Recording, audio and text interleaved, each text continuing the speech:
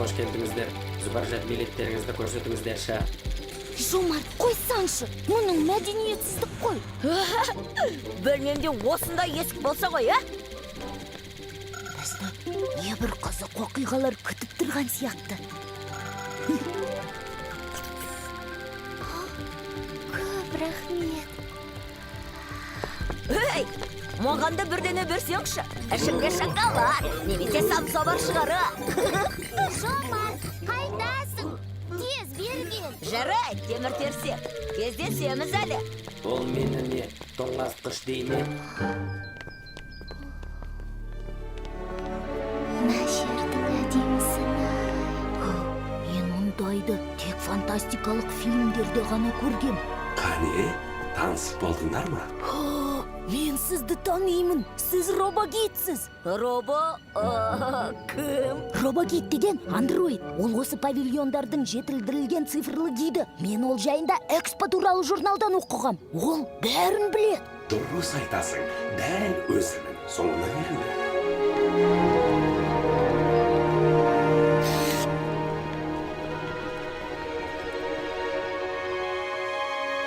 Мен бірінші болам! Қаш жолдан!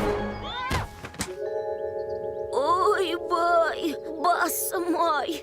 Мұналар неге ашылмады екен, Ашылмауының себебі оған арнайы кілт карта керек. Онсыз экспо-ситиге ешкім кіре алмайды. Ал егер сен оны кенеттен жоғалтып алсаңшы, не болады? Мен андроидтың мінсіз үлгісімін. Мен оны өзімнің микросхемаларымдай сақтаймын.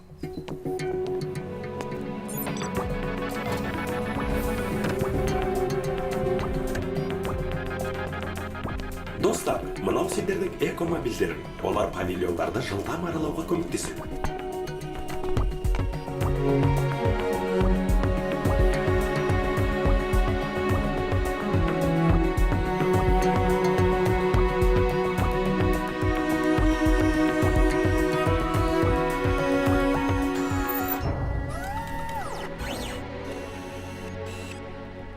Мына павильонда ең алғашқы экспо көрмесінен бастап адамзаттың жасап шығарған ең ғұлама өнер табыстары қойылған.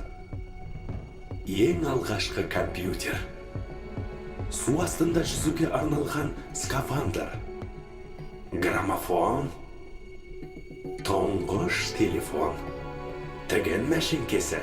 Осы заттар кезінде төңкеріс жасаған, ал қазір үйреншікті болып кетті. Мен өскенде менің жасаған өнер табыстарымда осы экспо көрмесіне қойылатын болады. Арман, мұның мақтан тұтарлық. Ал жалпы сендер қалай ойлайсыңдар, бұл көрме не үшін керек? Елдер техникалық үдерістің соңғы жетістіктерін көрсете алу үшін керек шығар. Жоға, олар бір-біріне жақын арада сатып алуға болатын мақта заттармен мақтанғысы келеді. Дегенмен басқа себептері де бар.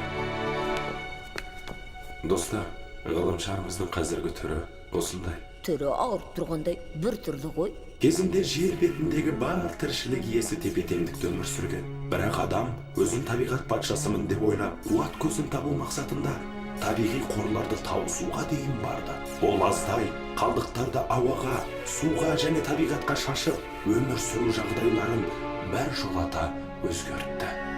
Қалайша мүмкін емес. Осының бәрін біздер адамдар жасадық па? Өкінішке қарай, иә, егер адамзат осы әрекетін тоқтатпаса, жеріміз болашақта ластанған улы ауа мен шірімейтін қоқыстың астында қалады.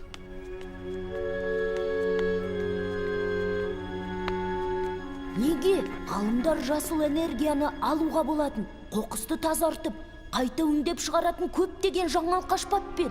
Иә, Арман, солай, дәл сондай өмірге енгізуге дайын технологияларды осы көрме жинап отыр. Солардың көбі тарих ағымын өзгерте алады деп сенемін.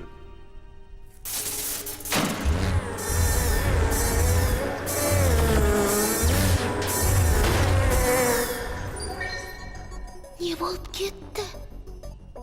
Кім бар? Маған тұруға көмектесіңдерші. Кілт жоқ, оны ұрлап әкетті. Енді қайттым. Көліктің ескі майына ұқсайды. Балалар, мен мұнда бір нәрсе таптым. Сен онда не істеп жүрсің? Не, шам сөнгенде менің үстіме бірдеңе тамып кетті. Тексеріп көрейін деп едім. Мынаны байқадым. Торлаған кім болса да, ол осы люктан қашып кетті. Ізіне қарағанда, ол механикалық әрі өте жылдам қозғалатын нәрсе. Ол белгісіз оңбағанның бір жамандық ойластырғаны анық. Достар, мен сандам. Сендер тездетіп кілтті табуларың керек. Онсыз экспосидийдің аумағына не шығуға да, не кіруге де болмайды. Ал мен әзірге өзімді жөндеуге тырысамын. Арман, кілт картаны қалай табамыз? Мынау сендерге көмектеседі.